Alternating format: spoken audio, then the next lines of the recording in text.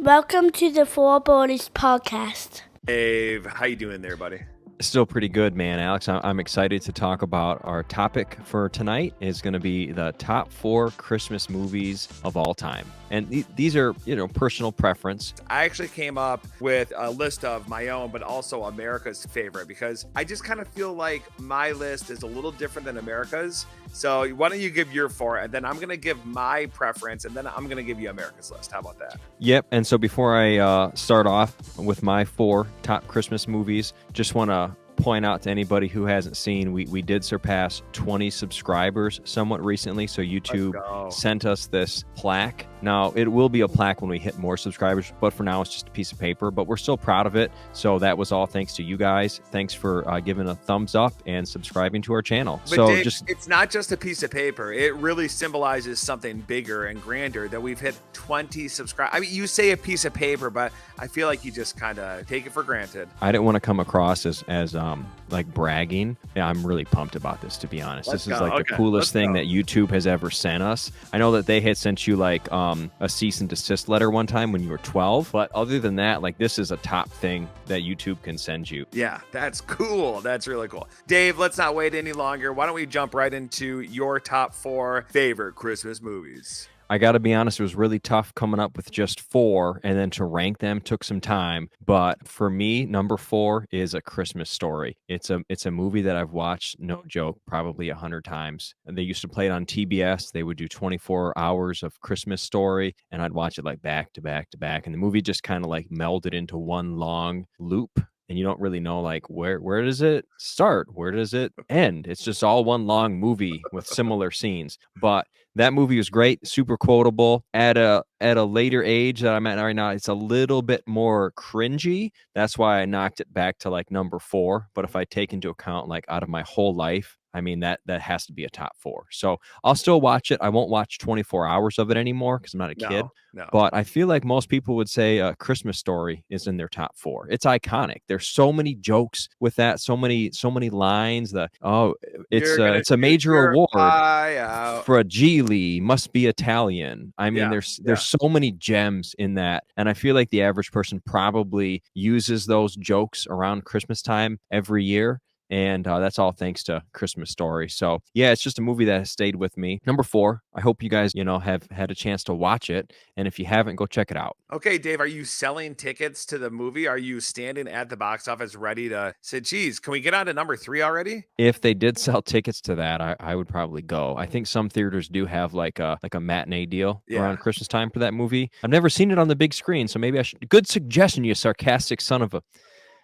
So number 3, I didn't like it at first. I thought it was a little bit, I guess, ridiculous. But the more I watched it, the more it grew on me. A movie that has lots of gags in it, lots of funny lines. It's a quotable movie, and it is Will Ferrell's Elf. I hope they make a sequel. The original Elf, or the only Elf, is hilarious. And I think that's one of the funniest Will Ferrell movies that I can think of, because he's not like overbearing and obviously like trying too hard. He's natural. It's an awesome movie. It's a heartwarming story. Can't go wrong watching Elf. I've recommended this movie to many people, and they've ended up watching it, and they've said you've recommended Elf. Who hasn't seen Elf at this point? There's people that haven't seen Elf, and I've told them you need to check it out. Kids, and they have followed up with me and said, "Hey, Dave, that movie changed my life. Thank you." Like little babies, they're like, "Oh, I watched it, when I turned 7, and then I loved it. But thanks for telling me when I was 6 months old, Dave." There's people out there that hadn't seen Elf, and if you're one of those subscribers or viewers that has not seen Elf yet, you got to check it out. Elf is the best movie in that genre of Will Ferrell dresses up like an elf. If there's a genre for Will Ferrell dressing up like an elf, it'd be like number 1. That would be it. Yeah. Dave, I do have to say that he doesn't try too hard, or it doesn't come across that way, because that's the whole character. He's so innocent, and he's from the North Pole, and he was born and raised there. I don't know if he was actually born there, but he was raised there, and it's all the innocence, right? So he can totally play it up. I think it's impossible for him to overact it, kind of like his stepbrother's role. Dave, we got to move on to number 2. What's your number 2 here? Number 2, straight to it, Home Alone. Okay.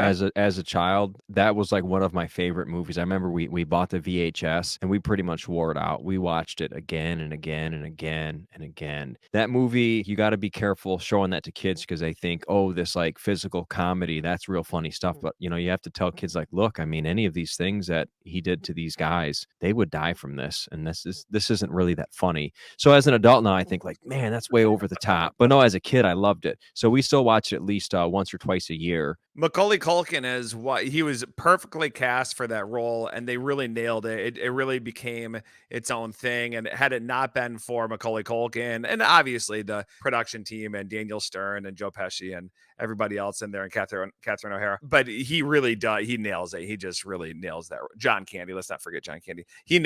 Macaulay Culkin nails it. No doubt. Yeah, he did a phenomenal job acting as a child actor in that. It was totally believable. The performance was wonderful. I thought like this was really happening. You know what I mean? Yeah. I was very Like, immersed this in could it as really a kid. happen, too. Yeah. Yeah. And part of me as a kid was like, that'd be cool. I'd like to be, you know, home alone. And the thing that Yeah. impressed me as a kid was like he figured out how to do laundry on his own, Yeah, and and buy he made his groceries. own macaroni and cheese. I Yeah. was like very envious as a kid to see Yeah. that like he figured this out. I could do that one day, I thought. If only I could be so lucky and get home alone and have 2 psychopaths try to break into my home. That's the one If drawback. Being if home only alone, I could catch a break here, Dave. most of it was fun. The whole like possibly your life being in danger, that was kind of a drag, but he handled himself very well. Yeah, I mean, lots of great memories watching that movie with my family. He was terrified at different points in the movie, and he was terrified of his neighbor across the street. He was you think it's all just like fun and good times right there, but the kid was scared shitless at different points. Yeah, but then you watch the growth, and eventually he walks out of his house and he walks down the pathway to the street, and he says, "I'm not afraid anymore. You hear me? I'm not afraid anymore." And as a Christmas tradition, I actually do that once a year, usually like a couple days before Christmas. And in the middle of the night, I'll walk down my driveway and I'll just scream at the top of my lungs, "You heard me? I'm not afraid anymore." And I feel like, you know, it's good to reaffirm that you're not afraid. And I feel like the neighbors must think that's a positive message. So I like to do that. I don't know if you ever do that. No, Dave, I've never once done that in my life. I think you might need some serious psychiatric help. Dave, we got to move on to number 1. What do you got for number 1 here? Number one is probably not as well known, even though the movie's been around for a very long time. And this is like the first non-comedy movie that I've put on here. But it was one of my favorite movies. In fact, you know, it was my number 1, but it was also one of my parents' favorite movies, not just of Christmas, but of all time. And that's It's a Wonderful Life. So great Classic. story there. Yep. And watching it as a kid, it doesn't quite have the same impact. But once you have kids and, you know, you're a father, you're a husband, the impact's a little bit different. It means a little bit more. And it's one of those movies that could tear you up a little bit. So we try to watch that movie at least once a year.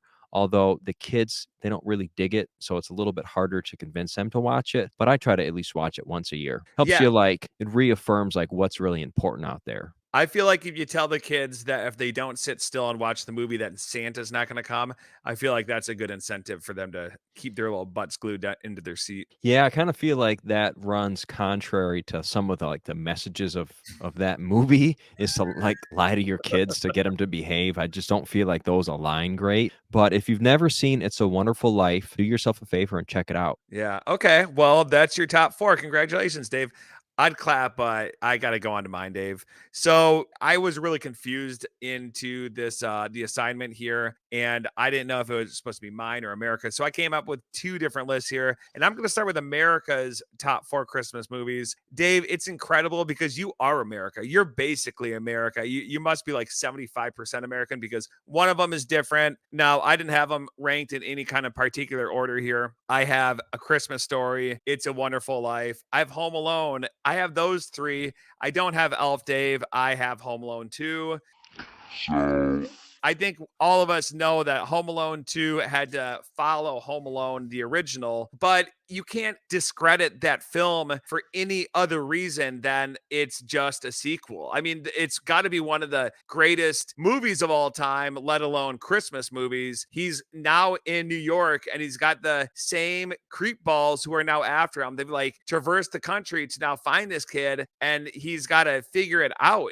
In freaking New York City, a lot of people get eaten alive in that town, and he's got the know-how, he's got the gumption. I feel like he's now on to the final boss at this point. And how do you feel, Dave? I'm sure you probably just had Home Alone 2 as a honorable mention, I'm sure. I do have a short list of honorable mention Christmas movies, and it wasn't on there, but I would say Home Alone 2 is a top 10 Christmas movie of all time. It's okay, but I feel like it's more of the same. I feel like Home Alone, the original, was groundbreaking, and then they took that same formula and they recycled it in another town in Home Alone 2, and it's just like it's a little stale, and it just didn't quite do it for me. I enjoy it. It's an okay movie. I wouldn't say best movie of all time. I wouldn't say it's a top 4 Christmas movie, but it's a I Christmas wouldn't movie. either, Dave. This is America's list, and America's I got don't want to fight with America here, but America's got about 3 for 4 is pretty good. I'd say, yeah, America's got 25% of them are suckers. The other 75%, they're all class X citizens. Dave, let's move on to my list right here. Now, my list, I think we have one common film here. I shouldn't spoil it. I'm going to stop right there. Number 4, I've got Klaus. Klaus is that how you say Klaus? I think it's Klaus. Klaus. So it's a great movie. I'll tell you why I love it, Dave, because my daughter loves it, and we watched it together, and it was just a special moment. You got those memories as a parent, and she loves the movie. I thought it was really cute, and the animation's really well done. You've got Jason Schwartzman. He's the lead. He's Jesper. You've got J.K. Simmons in there who voices Klaus. You've got Rashida Jones, she was always my crush. She was my not so secret crush. You have Norm Macdonald in there. You've got Joan Cusack. You've got some really good actors in there, and it's a really cute film. Really good. You should watch it with your girls. Klaus. Okay, it's animated. Okay, it's animated. I'll check it out. Check it out. Okay, number 3 here, Dave. I've got It's a Wonderful Life. Now, it's been forever since I've seen this. I need to be one of those Americans that sits down and watches that movie over the holiday season, but it's my dad's favorite movie. And growing up, if you got a positive role model in your life, such as that, a father or a mother, and they really like something, you're going to start liking it as well. And that's probably why I love football. Who knows? I digress, Dave. But It's a Wonderful Life. It's a beautiful film, and it's got like you said earlier, Dave. I don't need to retread any waters here. It's got a great story, and it tells your kids to, sit down and watch the movie. Moving on to number 2, Dave, I have Die Hard. Die Hard is a great movie. A lot of people say it's not a Christmas movie. Would you be one of those people, Dave? I'm torn. I could say it could qualify as a Christmas movie, but it doesn't crack my top 4. Oh, okay. So you do put it on the Christmas movie list. If you look at the Venn diagram between like Christmas movies and action Christmas movies, it's like there in the middle. Right. But as far as like Christmas movies only, it's not in the top 4. So right, that's why. I mean, I'm not going to argue with you on it. I think it's a decent choice. It is an entertaining movie. It's just on my end right now, it's not something we're going to watch in our household because we got 2 little ones, and it's not something that's appropriate for them to watch yet. But as they get a little bit older, it might creep into the Christmas movie category a little bit more. You mean when they're like teenagers or like in their 20s? Yeah, when they're at least 7 or 8. The funniest scene in that movie to me is when they're waiting for the SWAT team to breach the doors of the lobby of the building, and the one guy's like by the newsstand, and he looks in the candy bar section of the counter, and he grabs a candy bar. And as a kid, I was like, yeah, that'd be great. You just eat as much candy as you want. Nobody could stop you. And I wasn't really thinking about the fact that they're about to get into a gunfight. I just remember thinking like, wow, like unfettered access to as much candy as you want. That'd be the best. There you go. I think that shows that I watched that movie when I was probably too young to watch that movie. I was like probably 18, and I was probably like, I would say 8 or 9 years old when I first watched that movie. There's a lot of gratuitous violence in there. There's a lot of gun firing. There's just a lot of stuff that explodes. But as Totally an adult, inappropriate movie no, for a kid, but I yeah, watched it not the anyway. Look how greatest I for turned kid. out. Yeah, pretty normal. Look at that plaque behind you. Dave, we got to move on to number one. I got producers in my ear telling me we got to wrap this baby up. Number one, it was a curveball I threw you because I actually had two of the same on my list that you did. I've got Elf in the number one spot. I went back and forth with Die Hard and Elf in that number one spot, but ultimately I'm a comedy guy at heart. I love laughs, and Elf is one of Will Ferrell's best movies. Will Ferrell is one of the best comedians of our generation.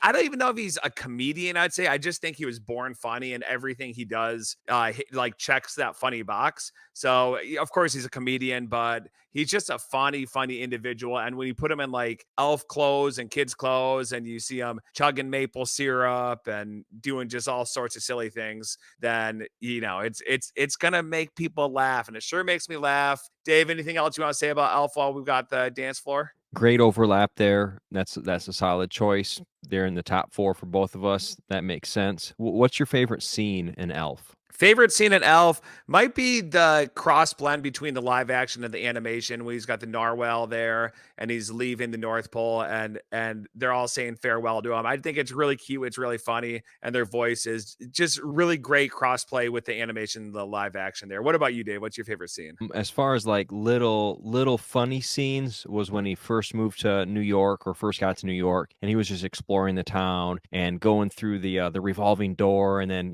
puking in the trash can and finding gum underneath the handrails of the subway entrance and eating those, and then walking past the guys passing out handbills and flyers and just taking one and taking another one, so they were like, get out of here, man. I think that was a funny, like, extended scene of just like his innocence of like going to New York for the first time. And then as far as like serious scenes, I can't really think of a good serious scene that I really liked. It was all like the funny stuff. I liked when the little things they put in there, like when he got to his dad's office, and the secretary was talking about, yeah, I've never declawed kittens before, but yeah, no, I'm not going to charge you. I'll be over in a little bit. Like, just little goofy nuggets like that were just hilarious.